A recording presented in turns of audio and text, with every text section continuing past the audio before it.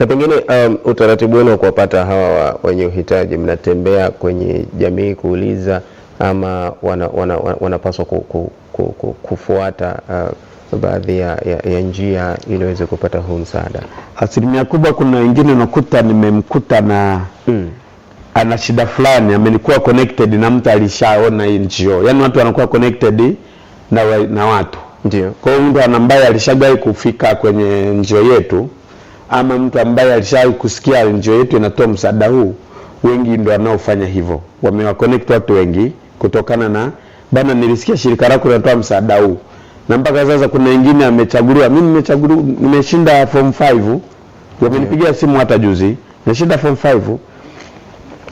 Maana nimeshinda form 5. Baba ana iko hivi na hivi na hivi. Sisi tunafanya research kujiridhisha. Niweza akakudanganya kumbe ana uwezo. Kwa hiyo tunajiridhisha na nimewapa maelekezo kwamba wale nilio nao mwanzo ni wa form 4. Na ni form 1 sorry. Walikuwa wanajiunga form 1. Ndio. Form 5 matokeo yametoka, mtoto hajapangiwa shule.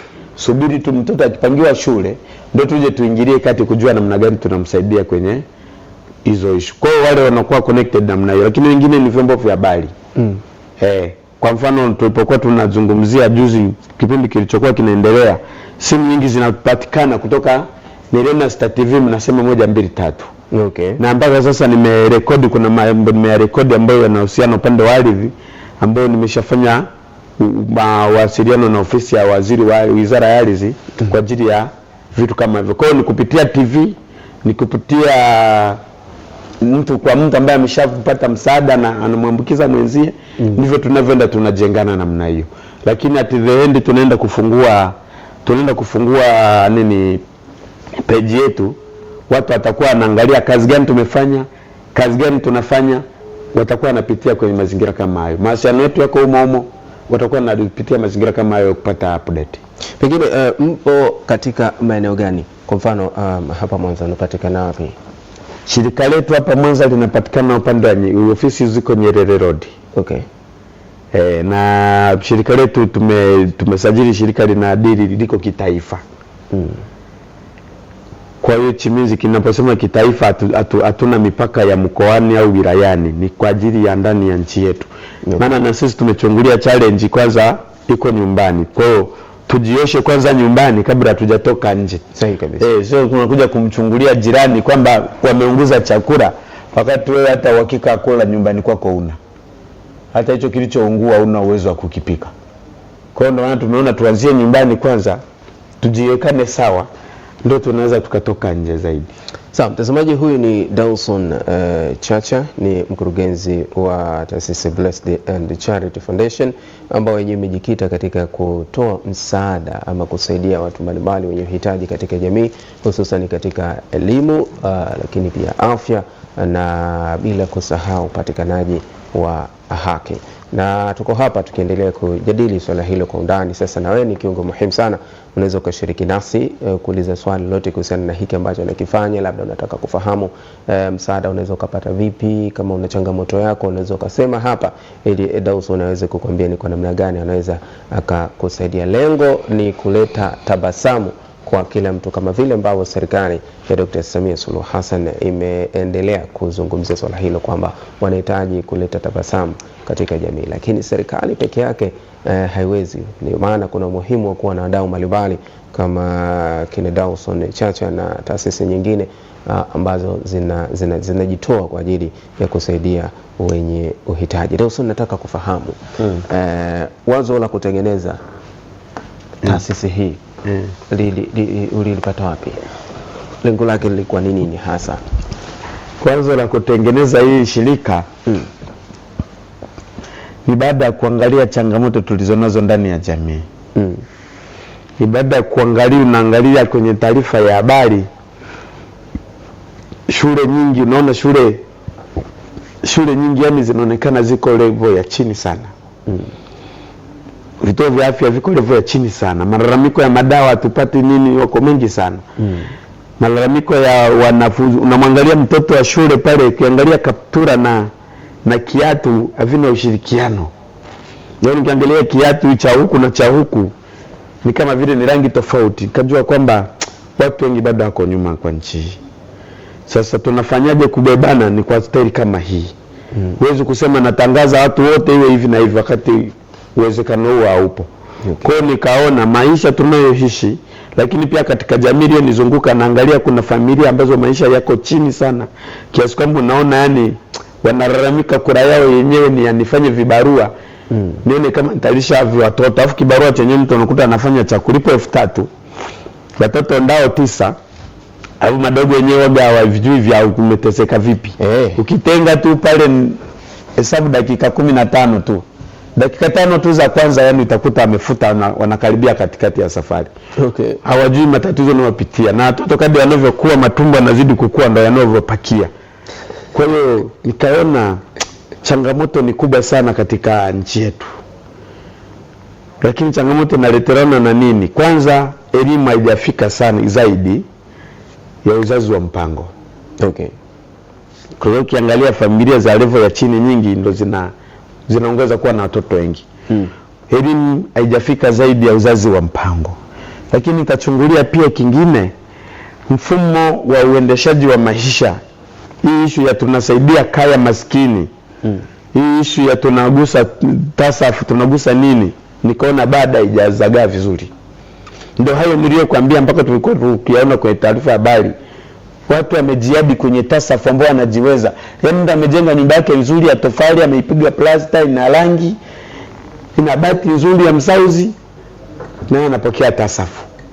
Kwa hiyo unakuta tasafu anayestahili kuipokea ipokei, inapokelewa na yule ambaye ana level ya juu. Kwa hiyo tunapoingia katika vitu kama hivi, tunaforce kuhakikisha kwamba watu wapate haki iliyo sahihi. Ni kama tunavyosema hizi pesa za vijana, ndio hizo miongoni mwa vitu tunavyotaka tupigiane kelele. Huwezi kusema tumetoa mkopo kwa vijana 4%, tumetoa kwa wanawake 4%, 2% kwa walemavu. Hapo kuna vijana wengi wameshapsota, wametembea mpaka kanda mbili zimeangalia kushoto kulia wakifuatilia maombi yao ya mkopo, imeshindikana. Naambia watu kutengeneza vikundi kwa ajili ya kupata mkopo. Vijana wamejizatiti, wametengeneza vikundi, wamepeleka watu wa kuwakagua. Site yetu hii hapa ni watu wa useremara, site yetu hii hapa ni wadada ambao tunadini na cherehani kufuma sio nini. Matokeo yake wameomba mikopo mpaka amekuwa. Sasa unakuta asilimia kubwa ukakuta ile mikopo inazungukia kwenye corridor. Inazungukia kwenye corridor tu. Wanachukua na jirejeshea, wanachukua na jirejeshea. Yule aliye kutafuta ile mkopo umfikie, haumfikii. Sasa inawezekana kuna vitu vingine watu tukawahi kulaumu ngazi za juu. Inawezekana juu cheni inavyochezwa chini. Chini ndivyo anavyofanya. Ndio maana nikakupa mfano kwamba watu wamejiadi tasafu lakini wanajiweza kujimudu na familia zao. Na kule juu hawezi kujua kama kuna watu wamejiadi tasafu. Mwenyekiti analeta majina pala na kabidhi, kumbe yeye anajua anachokificha. Kuna tasafu feki ndani yake ambayo sio sahihi. Kwa mambo kama ndio maana nimegusa mpaka na mikopo hii ambayo wanatoa. Tumetoa mikopo kwa vijana bi kadhaa, zinaishia tu kusoma kwa makaratasi hizo. Bi vijana wenyewe wahusika sasa walengwa ambao ni vijana wetu wa seremara, vijana wetu wa uchomeleaji, vijana wetu ambao wanabili na kazi reti sasa za biashara za vijiweni. Vijana wameanzisha kijiwe pale, wanatengeneza suti, wanatengeneza nini, aziwafikii ili wapate ya kununua vitambaa na nini.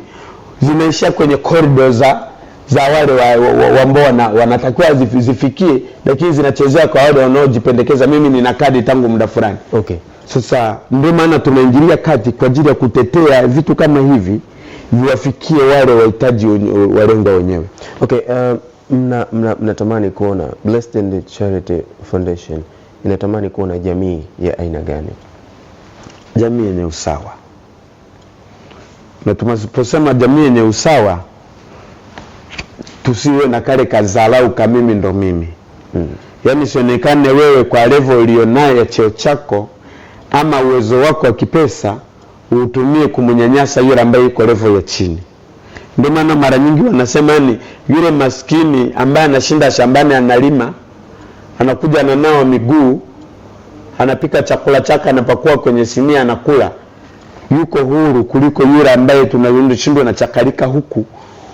Benki zinakudai, vikoba vinakudai, unahangaika. Yaani hata kama una gari la kishua, kichwani una mizaraba mikubwa sana kuliko yule anayechemsha maharage na ndizi zake au miogo yake au viazi vyake akara nyumbani wakashiba wale wanafurahi kucheka kicheko cha maana. Weka kicheko kanatoka hapa, baadaye roho inawaza deni la watu na lipa lini. Sasa tunataka tutoke kwenye maisha hayo, tuone maisha ya usawa, tuache maisha ya dharau.